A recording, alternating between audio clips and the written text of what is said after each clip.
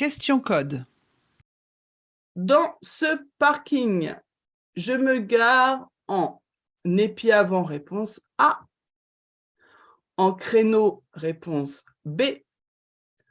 En épi arrière, réponse C. En bataille, réponse D.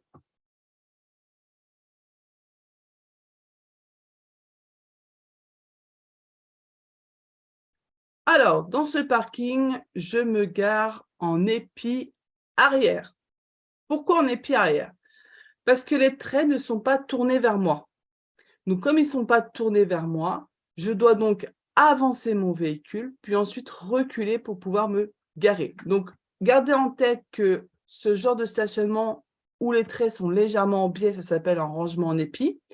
Mais il y a deux types de rangement en épi. C'est soit en marche avant ou alors en marche arrière. Et là, ici, c'est donc en marche arrière. Pourquoi? Parce que les rangements en épi, les traits, ne sont pas orientés vers mon véhicule. Donc là, je n'ai pas le choix, c'est d'avancer pour ensuite reculer.